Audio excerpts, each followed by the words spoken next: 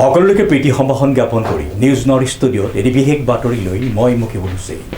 যোৰহাটত আৰম্ভ হৈছে 29 সংখ্যক Assam masters athletics championship. News north এক বিশেষ প্ৰতিবেদন। যোৰহাটত আজিৰে পৰা আৰম্ভ হৈছে 29 সংখ্যক অসম মাষ্টাৰ এথলেটিক্স চেম্পিয়নশ্বিপ। ৰাজ্যৰ 33খন জিলাৰ 1800 প্ৰতিযোগীৰ অংশগ্ৰহণ। যোৰহাট ষ্টেডিয়ামত আজিৰে পৰা আৰম্ভ হৈছে 29 সংখ্যক Assam master athletics championship 2023। Jorhat মাষ্টাৰ্ছৰ এথলেটিক্স এছ'চিয়েশ্যনে আয়োজন কৰা এই প্ৰতিযোগিতাৰ শুভাৰম্ভণি অনুষ্ঠানটো আজি অতি সুন্দৰতাৰে অনুষ্ঠিত হয়।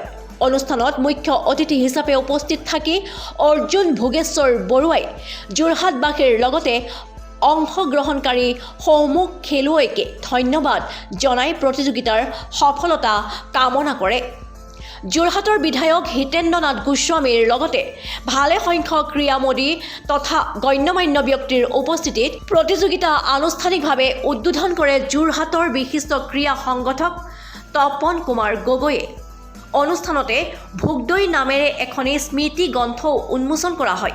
ৰাজ্যৰ 33খন জিলাৰ 1800 প্ৰতিযোগীয়ে অংশগ্ৰহণ কৰিব লগা আজিৰ শুভাৰম্ভণি অনুষ্ঠানত খেলুৱৈসকলৰ মাৰ্চ-পাষ্টৰ অভিনন্দন গ্ৰহণ কৰে অৰ্জুন বঁটা প্ৰাপক ভোগেশ্বৰ বৰুৱাই। যোৰহাটৰ পৰা সীমান্তৰ ৰিপৰ্ট, নিউজ নাও 24/7।